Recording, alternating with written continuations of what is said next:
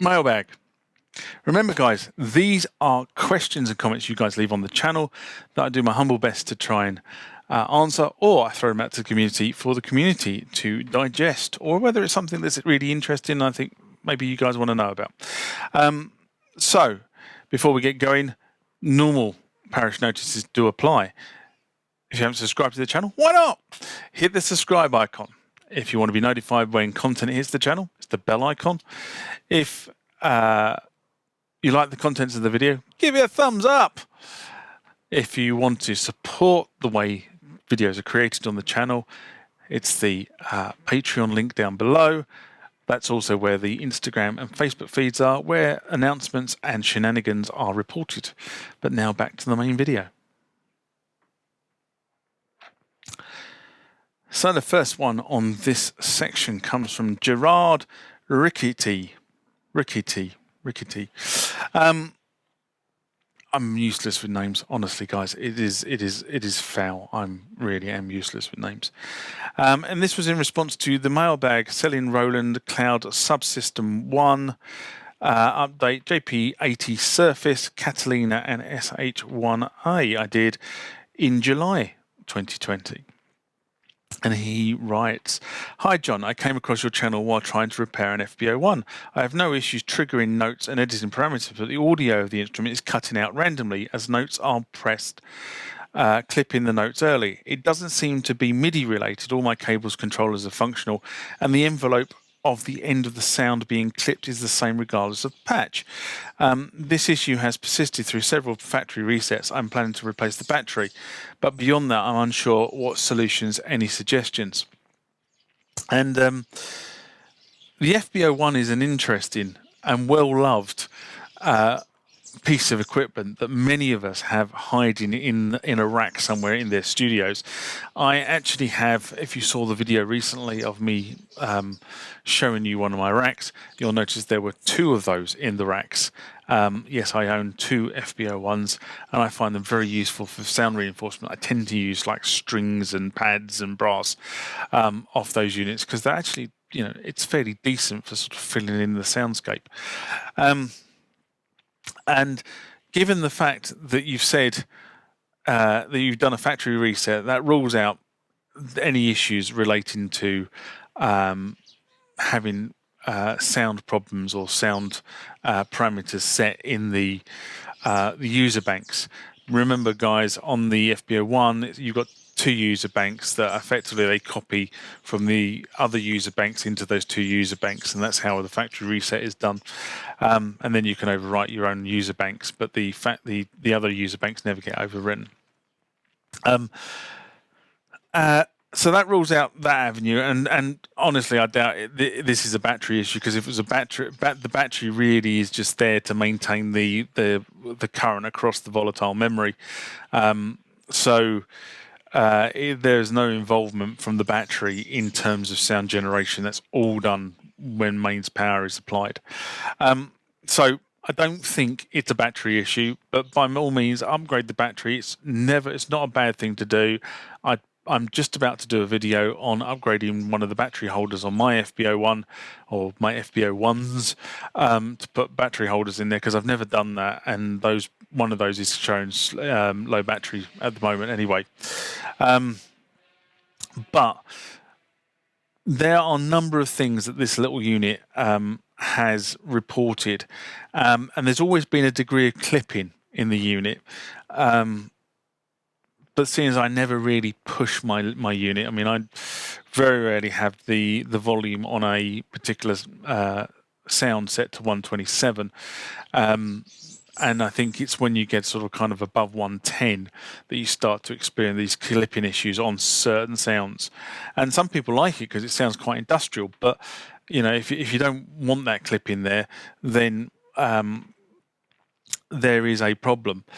Now, the problem, I think, has existed since manufacture, if I'm honest. And for this issue, I would start looking at the signal generation circuitry. That's where I think the issue is. In fact, and looking at various user groups and forums over the years, I'm pretty convinced that's where it is.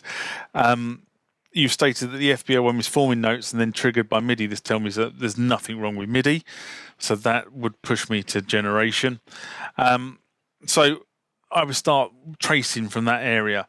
Now, the service manual is available from several sources online. I will put a link to that service manual below this video, so you can go and look it up if you've got your own FB-01. But one of the things that I plan to do, and I've been planning to do it for quite a while, in fact, I've actually had the parts for probably 2 years now, is to make some modifications to the amplification circuits on my FB-01s. And I'll put a link to what I'm going to do, the sort of detail of what I'm going to do, again below this video. But in summary, the first is I'm going to increase the value of capacitors that were fitted to the amplification circuit. Now, nobody really seems to understand why in the schematics for the FB-01 it states a certain capacitance, but the capacitors that were fitted are a lower capacitance, which basically means they don't allow the frequency to rise as high as it should. And a lot of people have said that that is probably one of the biggest issues causing you clipping, is you're not allowing, when it's amplified, that signal to fully pass through because of the fact that these capacitors were of a lower spec. And I said nobody seems to know why in manufacturing they were lowered. And a lot of people have done the modification to actually hire these back to the value in the specs. Now, it could be simply a case of they couldn't get hold of those when they manufactured the unit, so they used the lower value. But nobody seems to know why. So I'm planning to change those back to the value that's actually stated in the specs, because a lot of people have reported that once you do that, you get the full range of sound generation. And the second piece of work I'm planning to do is around the op amps. Now, again, a number of electronics engineers who have been involved in the user groups have stated that the op amps that Yamaha used weren't particularly brilliant. And some of the issues that you're seeing are actually coming directly from the op amps themselves. And what they've said is if you change to a slightly more higher fidelity op amp, again you get a much cleaner signal off of the FB-01. So they're two mods that I intend to do some point this year. I'm not quite sure when, but now the heat has gone away. I was intending to do quite a lot of modifications over sort of the months of July and August, but it's just been too hot to work in the workshop, so I've had to sort of kind of can a lot of that.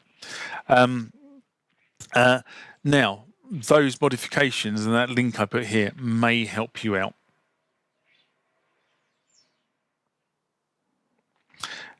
And the next one in this mailbag comes from Sean Curran. And Sean is a persistent commentator on the channel, which is good. And he writes, in response to the SY85 What This Beauty Can Do demonstration sequences video I did, which is where I tried to sort of demonstrate what the SY85 could do when in the hands of somebody who had a clue. Now, he writes, nice studio setup. Glad things are coming together. We saw a taste of it through the window during your last two outside videos. Did you put the rack on the floor? No, there's no rack in here at the moment, actually. There's literally, you've got a mixer, speakers, drum machine, which is off camera, which is the RD8 at the moment, a unknown synth that's sitting here, and my go-to Oasis, which is sitting there. So there's no racks in here at the moment at all. And to be honest, if I brought a rack in here, I think the housemates would lynch me. So that's the first thing. So he then asks, does the SY85 use the same synthesis as the SY77? That was a confusing period of time for Yamaha. The SY22, 33, 55, 77, 85, and 99. Some with completely different synth engines. However, I remember Chick Corea playing an SY77 a bunch, and I tried it in a music store a few times. Also, what is your favourite feature or sound patch on this keyboard and why? And so, I've explained about the setup. I like this position actually because when I'm sitting playing here, I'm looking straight out over the garden. I quite like that actually. It's a change to how the studio's been set up for the last few years, where it's sort of been looking at walls and the window looked at a concrete wall. So there was a window. The window was sort of there. No, if I was doing videos, it would be there. But you just looked at a concrete wall, which was on the other side. So it wasn't particularly inspiring. Whereas I tend to find here, I've got windows all around me, and I can have keyboards set up here and keyboards set up here, and that's pretty good going. I do like that. So from that point of view, I think this is a good setup. It's a good compromise, and I, as I say, I live with housemates, so I do have to be mindful that I don't take over their space as well. So when I'm here, I've got two keyboards. I pack one down. This keyboard gets packed down as well sometimes, and this space gets used for other things. So, but you asked me a specific question, and the SY77, SY99. This is it's really interesting. Basically, the patches are not compatible with the SY85. Okay, so even though the SY85 is in the middle, it is actually a completely different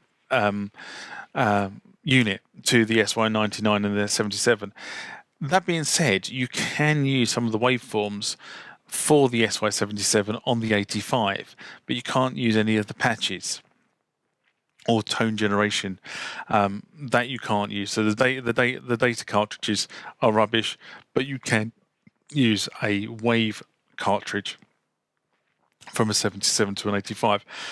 I haven't done that, but apparently you can. It was interesting, and I did a piece on the SY85 on the SY series a little while back. Because they sort of kind of all launched sort of a year apart, more or less. And as you rightly say, they were all based on different synthesis concepts. The SY22 was actually a Dave Smith unit that was in development when I think Dave's sequential went bust and were bought by Yamaha. So they just basically took the unit off, rebadged the SY22, and that was it. That was what you got. The 33 was a different unit. The 55 was a different unit. The 77 was a different unit. Roland did the sort of D5, 10, and 20, and they were all interchangeable. And then they did the D50, which was a completely departure, even though it had sort of D in the title. It worked on the same kind of linear algorithmic arithmetic synthesis principles, but actually you couldn't take a D20 patch and put it on a D50. It just wouldn't work without some manipulation somewhere down the line. And again, the interesting thing about the 77 and the 99 is that the 77 can exchange some data with the 99. But I've no idea because I don't have a 77 and I don't have a 99, so I can't actually test that theory. But there was there was some write up on a user group. I think it was a magazine article when the 99 came on stream. So the 99 came, the 77 and 99 came along, and the 85 came along the year after. So the 85 is actually the newer of the synths. But the 77, 99, the 99 was meant to be the flagship. The 77 was the flagship before it. But I did find it a bit interesting that you've got the 77 and the 99 as the flagship synths, built seemingly on the same sort of technology and engine base, but you can't take everything you did on the 77 and move it onto your 99. Some of it would work, but a lot of it wouldn't.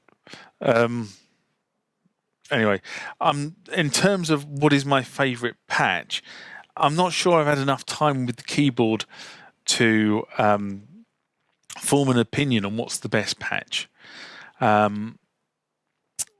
I've always loved Yamaha keyboards for strings and pads. They've always been quite strong in those areas. But in terms of what's my favourite, I'm not sure at this point I can actually tell you what was my favourite. So I'm sorry about that, but it's somewhere in the pads or strings area.